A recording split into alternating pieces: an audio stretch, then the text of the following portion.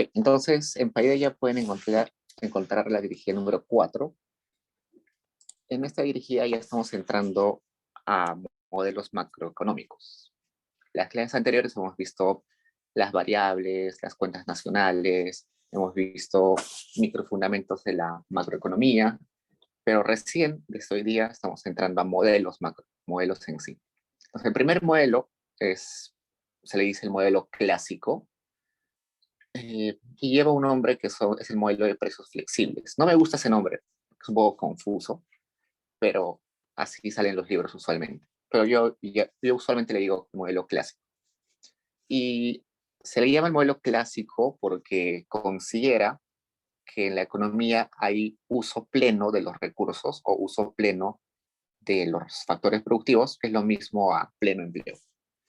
Pleno empleo se refiere a que todos los factores productivos, trabajo, capital y todo lo demás, están usados en su potencial. Es decir, si en un país hay 5.000 personas, las 5.000 personas tienen trabajo y están trabajando las horas que quieren trabajar. Si quieren trabajar 8 horas, van a trabajar 8 horas. No hay una sola persona que esté diciendo, yo quiero trabajar 8 horas, pero solamente la empresa me da posibilidad de trabajar 5 horas, ¿no? Entonces, está siendo utilizado todo. Si hay 1.000 maquinarias, las 1.000 maquinarias están siendo utilizadas todo el tiempo y a su capacidad máxima. Eso es pleno empleo. Usualmente lo asociamos, cuando hablamos de pleno empleo, lo asociamos a trabajadores, ¿no? A obreros, trabajadores. Pero también pleno empleo se refiere a utilizar las maquinarias, los terrenos, los edificios, todo lo demás que se utiliza para producir, también están siendo utilizadas en su potencial. Pues cuando hablamos del potencial de un factor productivo, estamos hablando de lo máximo que puede producir sin perjudicarse a sí mismo. Entonces, por ejemplo, yo compro una máquina para hacer zapatos, esa máquina en su catálogo me dice, esta máquina te va a producir 100 zapatos al día, ¿no? Sí, eso es lo que puede producir sin malograrse la máquina. Yo puedo producir menos, evidentemente, y se va a generar una capacidad ociosa, no se está produciendo en el potencial, pero también podría producir 120, ¿no?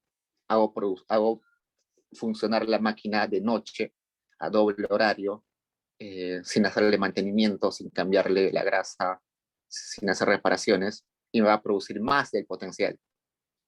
Eso tampoco está bien. O sea, no está bien que esté ociosa en momentos y tampoco está bien que lo lleves por encima de su capacidad. Igualito en los trabajadores. El trabajador debe trabajar simplemente lo que él está dispuesto a trabajar. Si quiere trabajar 10 horas, 10 horas. No le puedes decir trabaja 15 horas. Estarías por encima del potencial y a la larga eso va a mermar su productividad. Y tampoco puedes decirle trabaja menos horas porque está perdiendo eh, tiempo, ¿no? Tiempo que está dispuesto a otorgar a la producción. Resulta que en las economías, hoy en día, sabemos que el potencial es algo así. Si yo tengo acá el tiempo, acá tengo la producción, y la producción de la economía o el PBI se mueve así, ¿no? Hay ciclos. Aumenta y luego cae, recesiones, auges, todo eso. Y se dice que el potencial es una tendencia así. Es decir, por ejemplo, hoy día estamos por acá, supongamos, en el punto A. En el punto A estamos por debajo del potencial.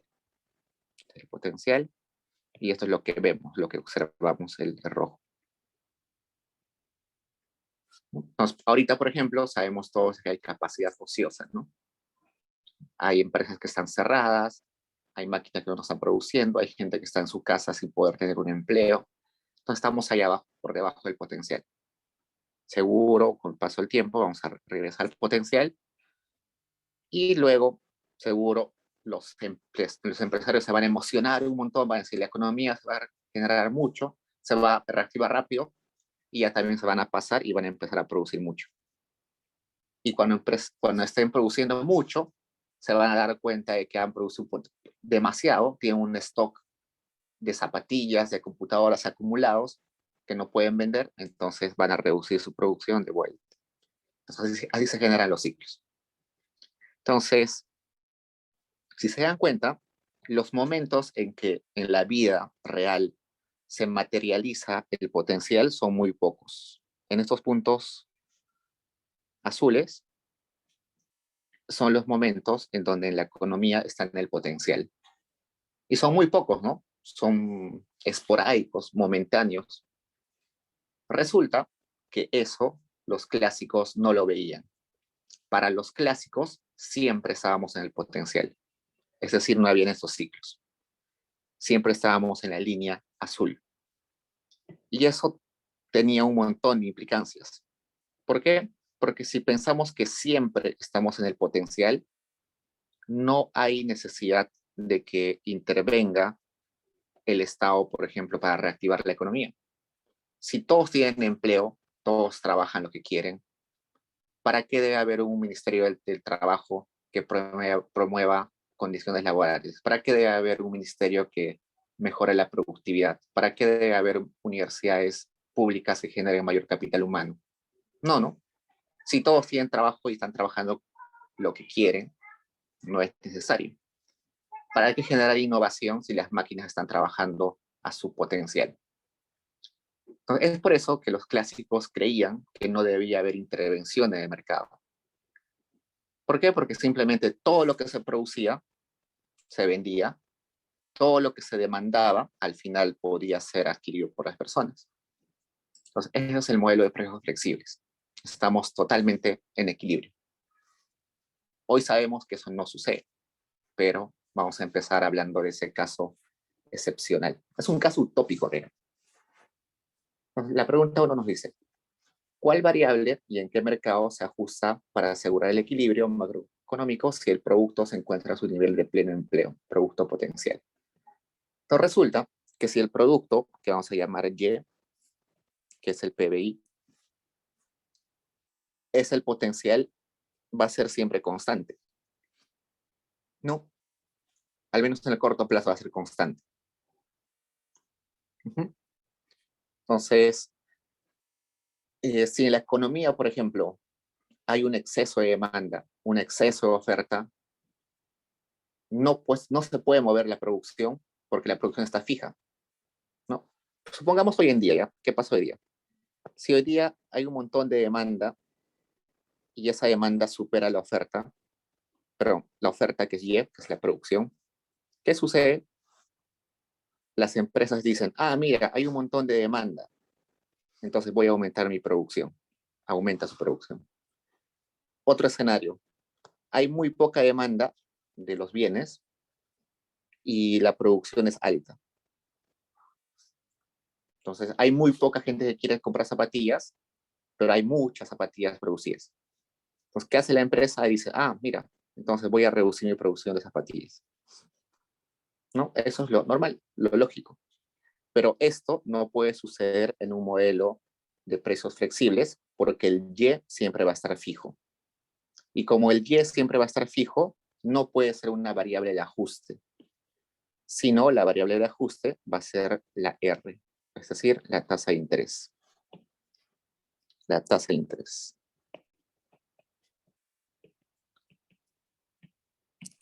Pues vamos a ver, si hay mucha demanda y hay poca producción, ¿qué va a pasar? La gente va a querer comprar un montón, entonces la gente va a estar desahorrando un montón. Desahorrar. ¿Por qué? Como están comprando un montón, no están ahorrando, están gastando, eso es desahorro. Como están desahorrando, eh, los fondos prestables en la economía van a caer. Y los fondos prestables, si caen, eso significa que hay menos cantidad para prestar. Si hay poco para prestar, la tasa de interés subir. Entonces vamos a entender fondos prestables como la cantidad de dinero que existe en la economía disponible para prestar. Y esa cantidad de dinero disponible para prestar depende de cuánto ahorro tengan las familias. Si las familias tienen un montón de ahorros, hay un montón para prestar en la economía. Si las familias no tienen ahorros, no hay nada para prestar en la economía, no hay fondos prestables. Y como esos fondos prestables de las familias son necesarios para las empresas, porque las empresas quieren prestarse eso para invertir, eso va a ser determinado, o se va a determinar ahí la tasa de interés, ¿no? Entonces, el mercado que vamos a ver acá es el mercado de fondos prestables, que va a depender de la cantidad de ahorro que hay en la economía. Y dependiendo de cuánto ahorro hay en la economía, se va a ajustar la tasa de interés, que esta es la variable de ajuste.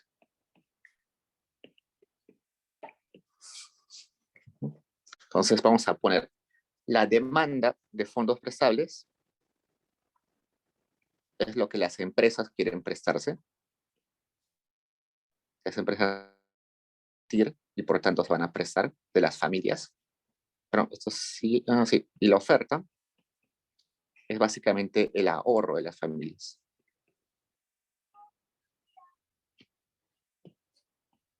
Entonces, al igual que en cualquier mercado, vamos a tener una oferta y una demanda, ¿no? Vamos a tener una oferta de fondos prestables, una demanda de fondos prestables.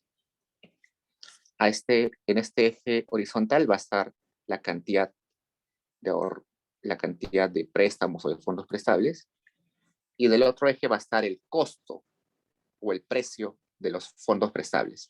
¿Y cuál es ese precio? Es la tasa de interés. Entonces, para este mercado de precios flexibles, esto va a ser el entorno. ¿Preguntas, sí, chicos?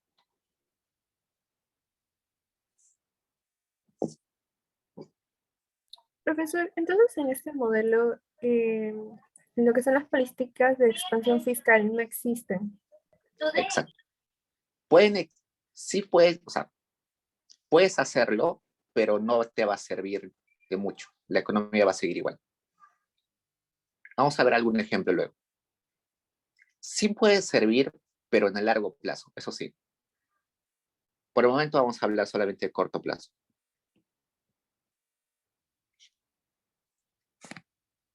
En el corto plazo, tu política fiscal no sirve, en realidad. Al contrario, lo que vas a hacer es encarecer el préstamo y por tanto va a haber menos inversión. Eso vamos a poner un ejemplito luego en la siguiente sesión. Pero sí, en este entorno clásico, la intervención del Estado, sea fiscal o intervención monetaria, tiene efectos nulos o a veces efectos contraproducentes. En lugar de reactivar la economía, la van a empeorar. Ok, pues vayamos a la parte 2. En la parte 2 me dice, una economía con precios flexibles puede ser caracterizada de las siguientes ecuaciones. Vamos a ver, voy a explicar las ecuaciones y en la siguiente clase ya lo resolvemos, ¿no? Ingreso disponible. Resulta que Y nosotros hemos dicho que es producción, ¿no? Producción, PBI, pero resulta que cuando producimos, vendemos los bienes y nos van a dar como contraparte un ingreso, ¿no? Por eso producción va a ser equivalente, no igual, sino equivalente, ingreso. Porque al final todo lo que se produce se vende y se convierte en ingreso. Pero resulta que una vez que a ti te pagan, tienes que pagar impuestos. Entonces, ese Y menos los impuestos es el ingreso disponible, lo que finalmente puedes gastar. Ese ingreso disponible eh, depende del T, ¿no? Ese T son taxes o impuestos.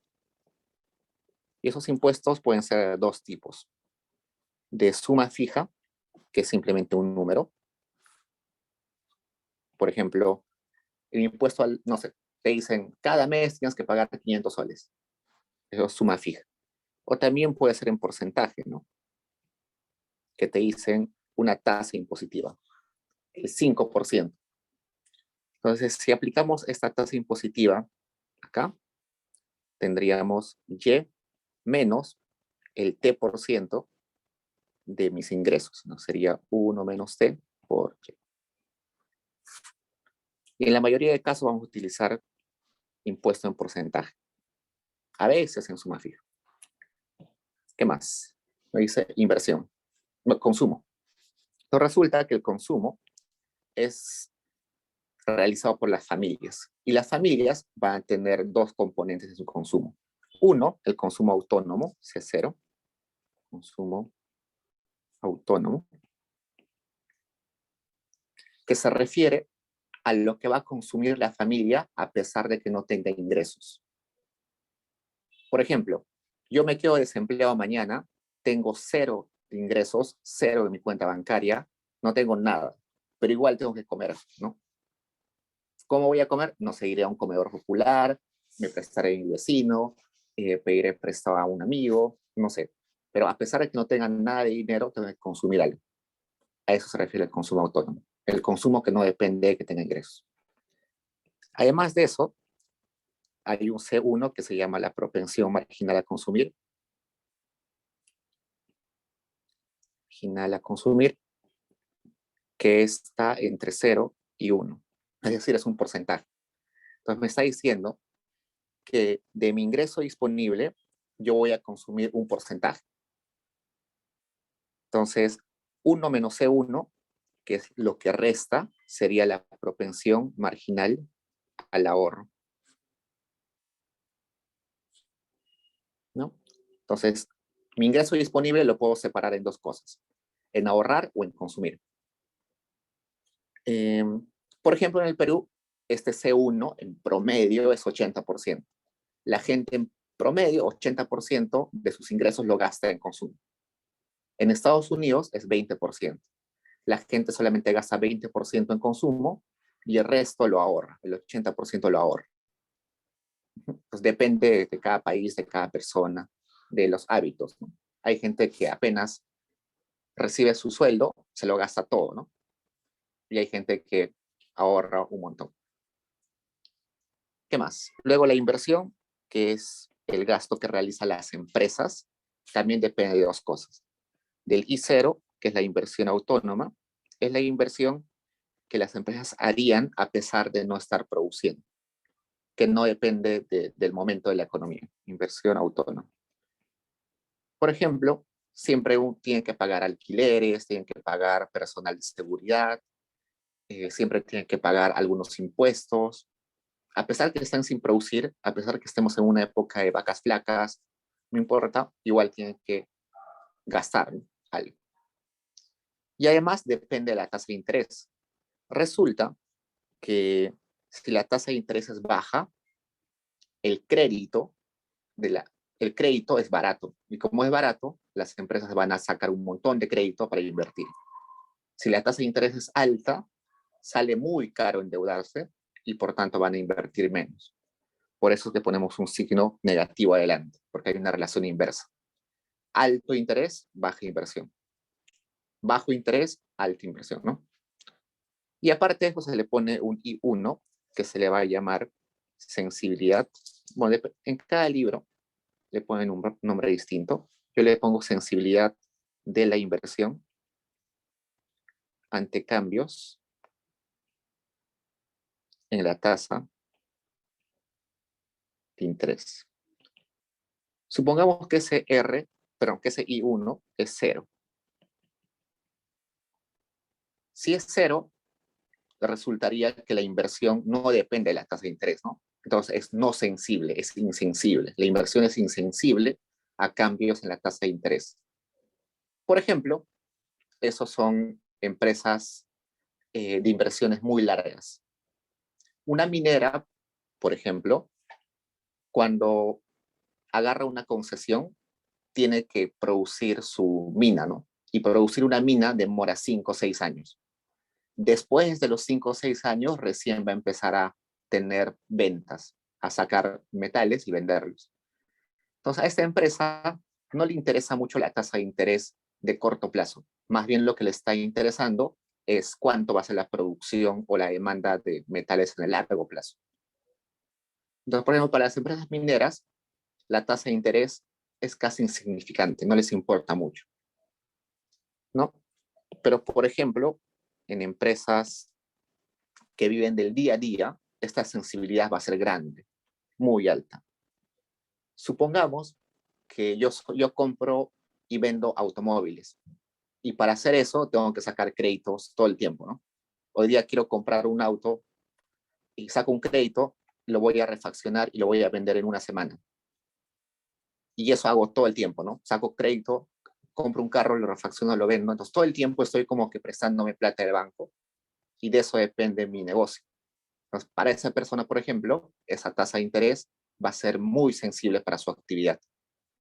Si la tasa de interés se triplica, evidentemente sus ganancias de esa persona, su negocio se va a ver afectado muy fácil. O sea, la sensibilidad depende de cada actividad, de cada tipo de empresa. Por otro lado, el gasto público, vamos a decir por un momento que es un gasto público autónomo.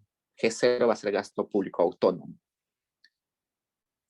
Y que también podemos llamarle un gasto público acíclico.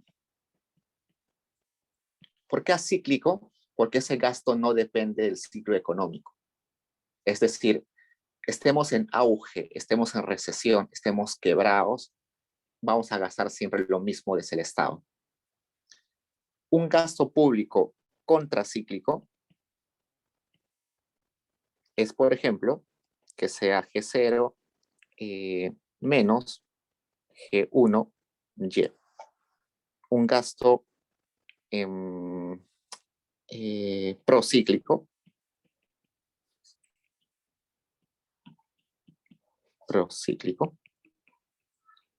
es, por ejemplo, G igual G0 más G1Y. ¿Por qué? En el contracíclico lo que me está diciendo es, la economía está bien, estamos produciendo un montón, estamos en un auge.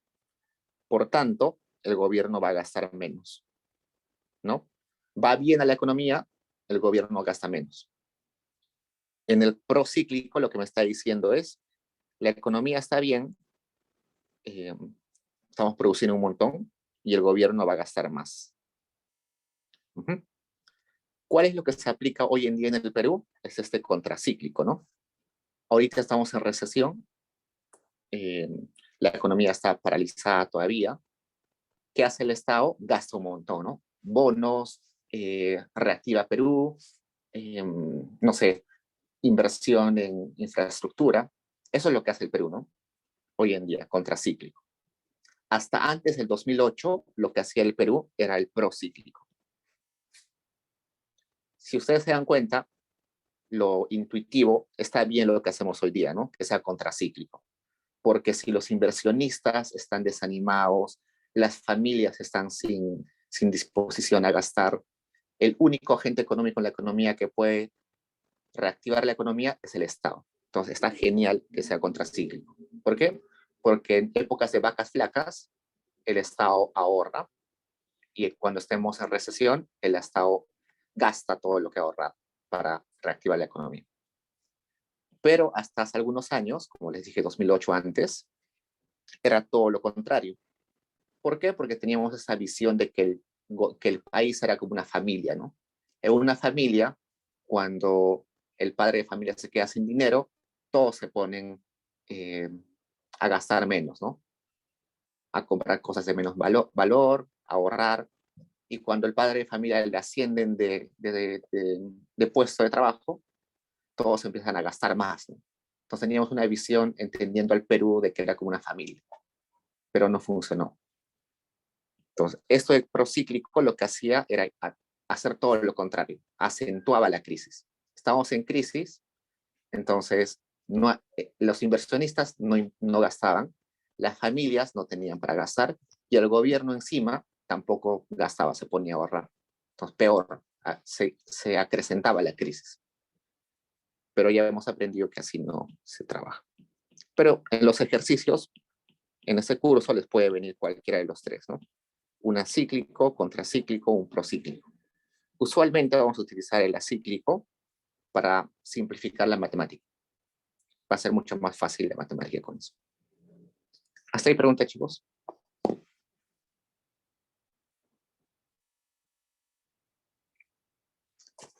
Entonces ya nos hemos pasado el tiempo, así que lo demás te voy a explicar en la siguiente clase.